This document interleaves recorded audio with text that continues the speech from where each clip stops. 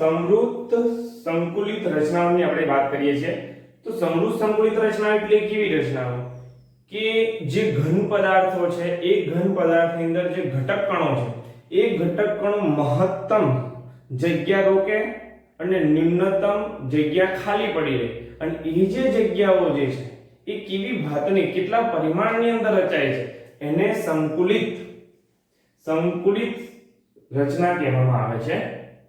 તો આવી જે રચનાઓની આપણે વાત કરવાના છે આજે તો ખાસ કરીને આ પોઈન્ટ ખાલી સમજણ માટેનો છે એની અંદર તેનો સવર્ગાંકની બધી વસ્તુ યાદ રાખવાની છે। પરીક્ષાની અંદર આવા બેઠે બેઠા પોઈન્ટ આપણને પૂછવા બહુ શક્ય છે અને જે પાછળની જે થિયરી છે પૂછી શકે છે। આપણે જોઈએ છે પહેલું એની વ્યાખ્યા જોઈએ સમૃદ્ધ સંકુલિત રચનાઓ। તો સમૃદ્ધ સંકુલિત રચના ની અંદર પોઈન્ટ છે ઘન પદાર્થોમાં ઘટક કણો ન્યૂનતમ ખાલી જગ્યા છોડી દે, ન્યૂનતમ ખાલી જગ્યાને શું કરી દે છોડી દે અથવા મહત્તમ જગ્યા રોકે તેવી જે રચના છે તેને સમૃદ્ધ સંકુલિત રચના કહે છે। બહુ ઈઝી। ઘટક કણોને એક સરખા સખત ગોળા તરીકે ગણીએ એટલે આ જે ઘટક કણો આપણે જે વાત કરી રહ્યા છે કે ઘટક કણ એટલે શું તો કે ઘટક કણને એક આપણે એક સરખા માની લો, એક સરખા આવી રીતે છે અને સખત ગોળા તરીકે મજબૂત ગોળા તરીકે ગણીએ અને ત્રિપરિમાણીય રચના 3 સોપાનોમાં સમજવાની છે। ત્રિપરિમાણીય રચના કેટલા સોપાનમાં સમજવાની છે આપણે 3 પરિમાણો। એમાં આપણે પહેલું એક પરિમાણ જોઈએ તો એક પરિમાણીય સંકુલન એટલે એક પરિમાણમાં કેવી રચના જોઈ શકે કોઈ પણ વસ્તુને એક પરિમાણમાં જોઈતું તો બસ ખાલી સામેનો ફેસ દેખાય એક પરિમાણ, આગળ પાછળ દેખાય બે પરિમાણ, આગળ પાછળ અને ઉપર નીચે બધું જ દેખાય ચારે બાજુ ને ત્રિપરિમાણ કહેવામાં આવે। આપણે અહીંયા વાત કરી રહ્યા છે એક પરિમાણની, એની અંદર ગોળાની ગોઠવણી કેવી હોય છે એ જોઈએ છે। તો એક પરિમાણમાં માત્ર એક જ રીતે એક પરિમાણમાં સમૃદ્ધ સંકુલિત રચનામાં ગોળાઓ એકબીજાને પરસ્પર અડકીને એટલે મુદ્દે સ્પર્શીને એક જ હરોળમાં ગોઠવાય છે। તો જો આ ગોળાઓ એકબીજાને અડકીને એક જ હરોળમાં સીધી એક જ લાઈનમાં ગોઠવાયા છે। સવર્ગાંકની વાત કરીએ તો સવર્ગાંક એટલે શું તો કે બહુ સવર્ગાંકની અંદર વ્યાખ્યા આપણે જોઈએ છે પણ એને સમજતા પહેલા એક વસ્તુ સમજીએ કે આ ગોળો જે છે એ આ ગોળો બીજા કેટલા ગોળાને અડક્યો છે તો આ સાઈડ એકને અડક્યો છે, આ સાઈડ બીજાને અડક્યો છે તો બસ આ ગોળો બે ગોળાને અડક્યો એવી રીતે આ બાજુનો ગોળો એક આને અડક્યો છે, આને પણ અડક્યો છે એવો આ આને અડક્યો તો દરેક ગોળા બે ગોળાને અડકેલા હશે, સ્પર્શેલા હશે। અડકેલા મીન્સ અડકીને એટલે મીન્સ સ્પર્શીને। તો જે બે ગોળાને સ્પર્શે છે તો આનો સવર્ગાંક 2 થઈ ગયો, 3 ને સ્પર્શે તો આનો સવર્ગાંક 3, 4 ને સ્પર્શે તો આનો સવર્ગાંક 4। પણ અત્યારે તેનો સવર્ગાંક એક ગોળો બીજા બે ગોળાને સ્પર્શે છે એટલે એનો સવર્ગાંક 2 થશે। તો સવર્ગાંકની વાત કરીએ કોઈ એક કણના સૌથી નજીકના પડોશી કણોની સંખ્યાને તે કણનો સવર્ગાંક કહેવામાં આવે છે। કોઈ પણ એક કણ એટલે કે આ ગોળો લીધો કણ તરીકે એની પડોશી એટલે આ બાજુ પડોશી છે અને આ બાજુ પડોશી છે તો એના સૌથી નજીકના બીજા તો એના અડકેલા જ છે પણ નજીકના તો આ બે જ છે બરાબર તેને સવર્ગાંક કહેવામાં આવે છે। હરોળમાં રહેલો દરેક ગોળો તેના બે પડોશી ગોળા સાથે સીધા સંપર્કમાં હોય છે બરાબર। દરેક ગોળો તેના બે પડોશી કણો સાથે શું છે સીધા સંપર્કમાં હોય છે આથી ગોળાનો સવર્ગાંક 2 થાય। ગોળાનો સવર્ગાંક કેટલો થાય વિદ્યાર્થી મિત્રો 2 થાય। દ્વિપરિમાણની વાત કરીએ આ થઈ એક પરિમાણ। દ્વિપરિમાણમાં શું કહે છે તો કે દ્વિપરિમાણમાં સમૃદ્ધ સંકુલન 2 જુદી જુદી રીતે કરી શકાય છે। સમૃદ્ધ સંકુલનના 2 જુદી જુદી રીતે કરી શકાય એમાં આપણે એક જોઈએ છે એ તરીકે તો દ્વિપરિમાણમાં ચોરસ સમૃદ્ધ સંકુલન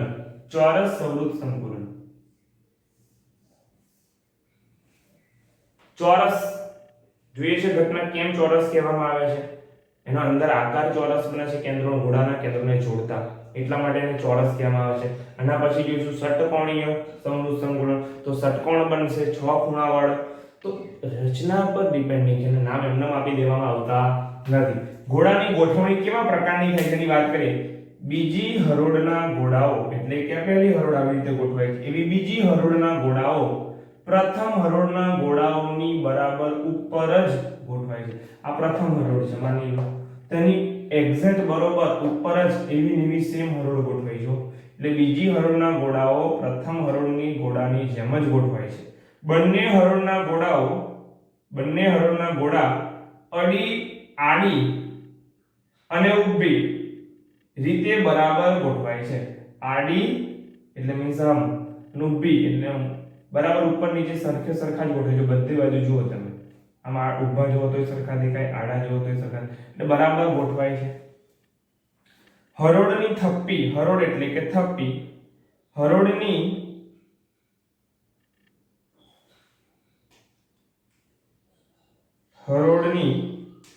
એટલે કે થપ્પીની ભાત એટલે કે એની ગોઠવણી, હરોળની ભાત અથવા તો થપ્પીની ગોઠવણી કેવા પ્રકારની છે? તો પ્રથમ હરોળ ને એક પ્રકારનો, એટલે આ પ્રથમ હરોળ જે છે ને, માની લો આ પ્રથમ હરોળ છે, એને એ પ્રકારની ભાતથી ગોઠવાયા છે.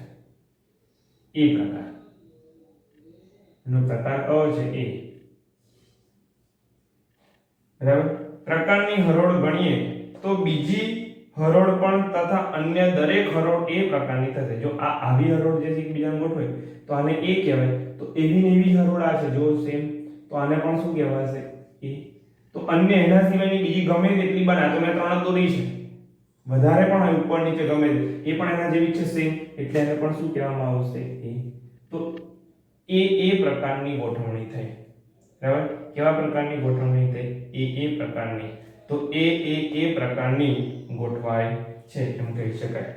સંવર્ગાંકની વાત કરીએ તો અહીંયા આગળ જુઓ તમે, આ ઘોડો જે છે, આ ઘોડો બીજા કેટલા ઘોડાને સ્પર્શ્યો છે? તો આ બાજુ એક, આ બાજુ એક, આ બાજુ એક, આ બાજુ એક. કેટલા ઘોડાને સ્પર્શ્યો? 4 ઘોડાને સ્પર્શ્યો. સિમ્પલ, તેનો સંવર્ગાંક કેટલો થયો? 4.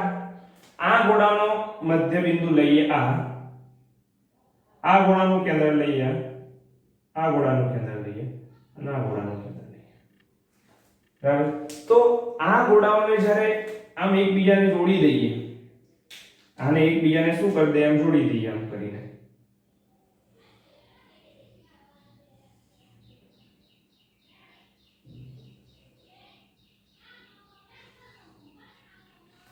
તો જો કેવી રચના, કેવો ચોરસ આકાર બની ગયો. તો આ ચોરસ આકાર બને છે એટલે ચોરસ સમૃદ્ધ સંકલન કહેવામાં આવે છે. સિમ્પલ, સંવર્ગાંક 4 અને એને તો સિમ્પલ રીતે વિચારો તો ષટકોણીય છે, એનો સંવર્ગાંક કેટલો હશે? 6 ખૂણા બને. ષટ એટલે ષટકોણીય એટલે કે 6 ખૂણા બનશે, તો એનો સંવર્ગાંક 6 હશે. આ 4 ખૂણા બને છે એટલે ચોરસ સમૃદ્ધ સંકલન કહેવામાં આવે છે. તો આનો સંવર્ગાંક કેટલો થઈ ગયો? 4. જોઈએ છે સંવર્ગાંકની વાત. સંવર્ગાંક આ ગોઠવણમાં દરેક ઘોડો તેના 4 પડોશી ઘોડા સાથે સંપર્કમાં હોય છે. આથી દ્વિપરિમાણીય ચોરસ સમૃદ્ધ સંકલનમાં સંવર્ગાંક બહુ નાનું લખાવું છે, 4 છે. સંવર્ગાંક કેટલો છે? 4 છે. આ નજીકના 4 ઘોડાઓના કેન્દ્ર સીધી રેખા વડે જોડવામાં આવે. જો મેં સીધી રેખા વડે એના કેન્દ્રોને જોડી દીધા, નજીકના જોડવામાં આવે તો ચોરસ રચાય છે. આથી તેને દ્વિપરિમાણમાં ચોરસ સમૃદ્ધ સંકલન કહે છે, બરાબર. આ રીતે આપણે સમૃદ્ધ સંકલન, ચોરસ સમૃદ્ધ સંકલન જોયું. હવે જોઈએ છે ષટકોણીય સમૃદ્ધ સંકલન. આગળના ભાગની અંદર આપણે દ્વિપરિમાણીય ષટકોણીય સમૃદ્ધ સંકલન, એટલે આગળ આપણે જોયું હતું ચોરસ અને આ છે ષટકોણીય. તો આપણે એના જેવી જ રચના છે, પણ આની અંદર ષટકોણ કેમ બને છે? જેમ પેલાની અંદર 4 ઘોડાઓ, જેનો સંવર્ગાંક 4 હતો, 4 ઘોડાઓના મધ્ય બિંદુને આપણે જોડીને ચોરસ બનતો હતો, એવી જ રીતે અહીંયા આગળ આનો સંવર્ગાંક 6 થશે કે જેના 6 ઘોડાઓના મધ્ય એટલે કે મધ્ય બિંદુ એટલે કે એનું કેન્દ્ર એને આપણે જોડીશું એટલે આપણને ષટકોણ રચના પ્રાપ્ત થશે. એટલે ષટકોણીય સમૃદ્ધ રચના કહેવામાં આવે છે. જોઈએ છે ને કે ઘોડાઓની ગોઠવણીની અંદર કેવી રીતે જોવા મળે છે આપણને? તો કે બીજી હરોળ એ પ્રથમ હરોળ પર શાંત રીત એટલે કે સ્ટેગર રીતે ગોઠવાતા પ્રથમ હરોળના ગોળા વચ્ચેના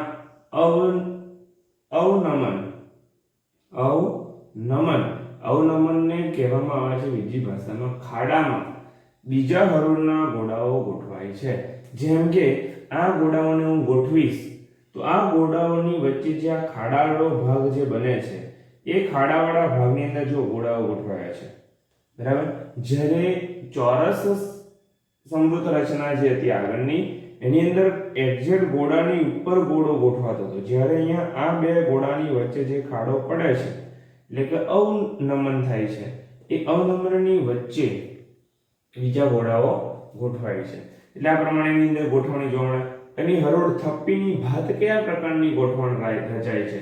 જો ગોળાઓની પ્રથમ હરોળને એ પ્રકાર કહીએ તો બીજી હરોળ કે જે પ્રથમ હરોળથી અલગ હોવાથી તેને કેવા પ્રકારની કહેવામાં આવે છે? બી પ્રકારની. જેમ કે આ ગોળાની એક જ પ્રકારની ભાત અહીંયા આગળ તમને જોવા મળશે અને આ બીજો જે ગોળો છે એ આ ગોળાથી તદ્દન જુદો છે. જે એની પર એક્ઝેક્ટ ગોઠવાયો હોત, જેમ કે આ બે સામે છે, જો આ એક્ઝેક્ટ, તો આ એ પ્રકાર કહેવાય, તો આ પણ એ પ્રકાર કહેવાશે. પણ આ બેની વચ્ચેના જે ખાડાની અંદર અવનમનની અંદર જ્યારે ગોઠવાય છે ત્યારે આ પ્રકારની જે પેટર્ન છે એને આપણે બી કહીએ છીએ. એટલે એ બી ફરી પાછું તમને એ પ્રકારની પેટર્ન જોવા મળશે અને એના પછી ફરી પાછી તમને બી પ્રકારની, એટલે એ બી પ્રકારની ભાત આ પરિસ્થિતિની અંદર આપણને જોવા મળે. જ્યારે ત્રીજી હરોળના ગોળાઓ બીજા હરોળના ગોળાના અવનમનમાં ગોઠવાય ત્યારે તે પ્રથમ હરોળ જેવા જ હોય છે. આમ એબી પ્રકારની ગોઠવણ થાય છે. એબી પ્રકારની શું થાય છે? ગોઠવણ થાય છે. તો જો બધા આ એ સરખા જોવા મળે, બી સરખા જોવા મળે, તો કે એક જ પ્રકારની આ પ્રમાણે ગોઠવણી જોવા મળે. એનો સવર્ગાંકની વાત કરીએ પહેલા અહીંયા સમજી લઈએ કે કોઈ પણ ગોળો લઈ લેવાનો ની અંદરથી. આ તો આપણે થોડો ભાગ એટલે વચ્ચેનો ગોળો લીધો, આપણે આ ગોળો લઈએ તો આ ગોળો કેટલા ગોળાને સ્પર્શેલો છે? તો કે એક આ ગોળાને સ્પર્શ્યો છે, બીજો આ ગોળાને સ્પર્શ્યો, ત્રીજો આ ગોળાને સ્પર્શ્યો છે, ચોથો આ ગોળાને અહીંયા સ્પર્શે છે, પાંચમો આ ગોળાને અહીંયા સ્પર્શે છે અને છઠ્ઠો આ ગોળાને અહીંયા સ્પર્શે છે. તો આમ 6 ગોળાઓને એક જ ગોળો સ્પર્શે છે. એટલે આ ગોળાનો આવા દરેક ગોળો આવા 6 ગોળાઓને સ્પર્શતો હશે. એટલે આનો સવર્ગાંકની વાત કરીએ તો 6 ગોળાઓ સ્પર્શે એટલે સવર્ગાંક 6 છે. કેટલો થઈ જશે? સવર્ગાંક 6. અને આના જે દરેક ગોળાના જે મધ્ય બિંદુઓ છે, કયા બિંદુઓ જોવા મળે આપણને? મધ્ય બિંદુઓ. એ મધ્ય બિંદુઓ એટલે કે આનું મધ્ય બિંદુ, આનું મધ્ય બિંદુ, આનું મધ્ય બિંદુ, એવી રીતે આ ગોળાનું મધ્ય બિંદુ, દરેક જે સ્પર્શતા ગોળા છે એ ગોળાઓના મધ્ય બિંદુને હું જોડીશ આવી રીતે.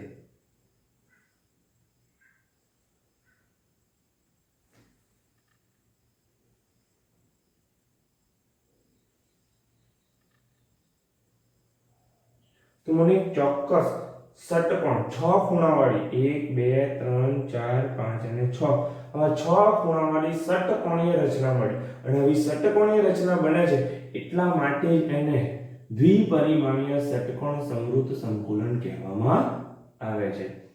તો એની સવર્ગાંક વિશેની વાત કરીએ અહીંયા આગળ જોઈએ તો આ સવર્ગાંક આ ગોળાઓમાં દરેક ગોળો તેની નજીકના બીજા 6 ગોળાઓ સાથે, કેટલા ગોળાઓ છે? 6 ગોળાઓ સાથે સંપર્કમાં હોય છે. આથી ગોળાઓનો સવર્ગાંક કેટલો છે? 6 હોય છે. સિમ્પલ. જેટલા ગોળાને સ્પર્શે એનો સવર્ગાંક.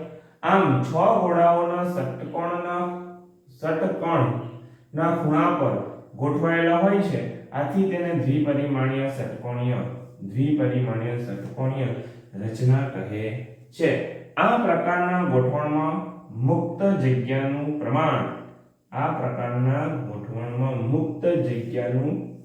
પ્રમાણ ચોરસ દ્વિપરિમાણીયની સરખામણીમાં ઓછું હોય છે. ચોરસની અંદર જગ્યા તમને આ વચ્ચે જે ભાગ બનતો હતો તમે આગળની આકૃતિમાં જોજો, આ ભાગ થોડો વધારે જગ્યા જોવા મળતી હતી. એમાં આવા પ્રકારની એક રચના જોવા મળતી હતી. આમ એટલે આ જે રચના જોવા મળે એમાં જગ્યા મુક્ત જગ્યા એટલે કે ખાલી જગ્યા વધારે જોવા મળે. જ્યારે આની અંદર તમને આવા પ્રકારની આકૃતિ જોવા મળશે, આમ આમ અને આમ. તો જો આની અંદર જગ્યા તમને કેવી જોવા મળે છે? ઓછી. એટલે આની અંદર મુક્ત જગ્યાનું પ્રમાણ કેવું હોય છે? ઓછું હોય છે. આમાં જગ્યાનું પ્રમાણ જ્યારે ચોરસની 4 ગોળા હતા 1 2 3 ને 4, આમાં 1 2 ને 3 ગોળા 1 2 ને 3 ગોળા હોય છે, એટલે કે ઓછું જોવા મળે છે. દ્વિપરિમાણીય ષટકોણીય સમભુજ રચનામાં ત્રિકોણીય છિદ્ર રચના રચાય છે. આ ત્રિકોણીય છિદ્ર બે પ્રકારના હોય છે. આ જે ત્રિકોણીય છિદ્ર છે બે પ્રકારના હોય છે. કેવી રીતે બે પ્રકારની વાત કરવામાં આવે છે? એક ત્રિકોણ ઊભો જોવા મળે, એક ત્રિકોણ નીચેની તરફ જોવા મળે. તો કે એક હરોળના ત્રિકોણમાં શિરોબિંદુ ઉપર તરફ હોય છે, જ્યારે બીજા સ્તરમાં ત્રિકોણના શિરોબિંદુ નીચેના સ્તરમાં હોય છે. તો જેનો શિરોબિંદુની વાત, શિરોબિંદુ એટલે કેવી? આપણે અહીંયા આ બાજુની રચનાની વાત કરીએ તો આ ત્રિકોણના શિરોબિંદુ જો, આ એક બિંદુ, એક આ બિંદુ અને એક આ બિંદુ. તો આ ત્રિકોણની અંદર આ સ્તરમાં ગોળા ઉપરના તરફ શિરોબિંદુ છે. તો એવી રીતે આ ત્રિકોણની બીજી વાત કરીએ તો બીજી લાઈનમાં જો આ નીચે, આના શિરોબિંદુ કઈ બની ગયું? નીચેની તરફ. ફરી પાછોમાં ઉપરની તરફ, એટલે ઉપરની તરફ નીચેની તરફ એવા શિરોબિંદુઓ જોવા મળે છે. તો કે આ પ્રકારની ષટકોણીય સમૃદ્ધ રચના આપણે જોઈ. ત્યાર પછીનો આપણે નેક્સ્ટ પોઈન્ટ સમજીએ છીએ ત્રિપરિમાણીય. એ પહેલા આપણે એક ટેબલ સમજવાનું છે. ટેબલની આપણે વાત કરી લઈએ.